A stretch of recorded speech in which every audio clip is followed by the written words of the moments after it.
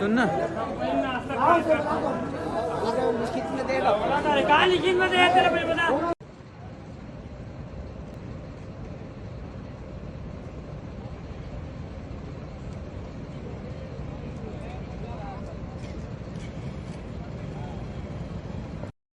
हमारे मिस्री सीमेंट जो कंपनी है वहाँ से जहरीली गैस निकल रही है। इसके कारण बच्चे जो है वो बीमार हो रहे हैं और पेट दर्द, खांसी, उल्टी और सर दर्द भी हो रहा है।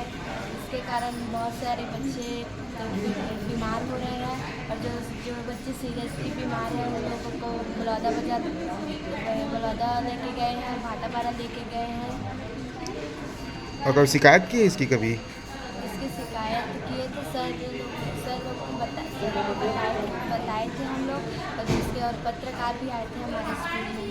तो कितने बच्चे हो बीमार हुए इससे? वैसे 30-40 बच्चे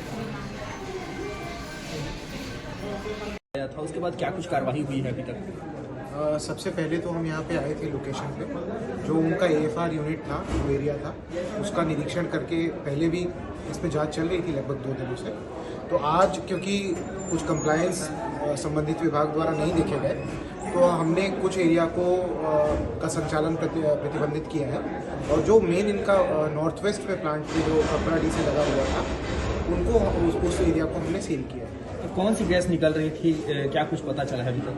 सर, क्योंकि कॉम्प्लेक्स वेस्ट था, तो कौन सी गैस है या किस का कारण क्या था, इसके बारे में जानकारी अभी नहीं है। सर, ग्रामीण लगातार 5 महीने की भी बात कर रहे हैं, 5 महीने से इस गैस से परेशान है। न केवल आमजन बल्कि पशु और वहाँ के जल पर भी बहुत बेहद असर पड़ रहा है इस गैस का। जी, ये इस महीने की 18 तारीख को हमको BRC और जो DEO हैं यहाँ के, BO ब्लॉक एजुकेशन ऑफिसर, उनके द्वारा हेडमास्टर से बताए जाने के बाद हमको ये जानकारी प्राप्त हुई थी।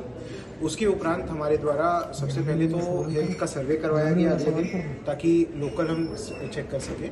उसके साथ साथ इन्वायरमेंट विभाग, लेबर सेफ्टी जो है हेल्थ एंड सेफ्टी ऑफिसर, और राजस्व विभाग, इसके साथ साथ इंडस्ट्रियल विभाग, चारों विभाग मिलकर यहाँ पे उनके द्वारा यहाँ पे सर्वे कराया गया और खासकर यहाँ का निरीक्षण भी किया गया। उसमें कुछ बिंदु उनको ऐसे मिले जिसका पालन कराना इम्पोर्टेंट था, उसके लिए इनको 2 दिन का अवसर दिया गया था। सर, क्या कार्रवाई होगी अभी प्रबंधन के ऊपर इस तरीके से इतनी बड़ी जब? नहीं, क्योंकि देखिए, सबसे पहला काम तो घटना की सेंसिटिविटी को देखते हुए जो कॉज था उसको एड्रेस करना था। तो सबसे पहले तो जो AFR था उसको हमने सील किया है, और AFR से कनेक्टेड 1-2 और मशीनरी है, स्पेसिफिक्स मुझे नहीं पता, उनका संचालन पे भी रोक लगाया है। तो अनलेस कि या तो आज की डेट पे उससे संबंधित यहाँ पे कोई भी कार्य नहीं होगा। सर, कोई बड़ी अनहोनी भी हो सकती है। ग्रामीणों का मानना है कि इससे पहले भी कई बार उन्होंने कंप्लेन किया, लेकिन कंप्लेन को दरकिनार कर दिया जाता है।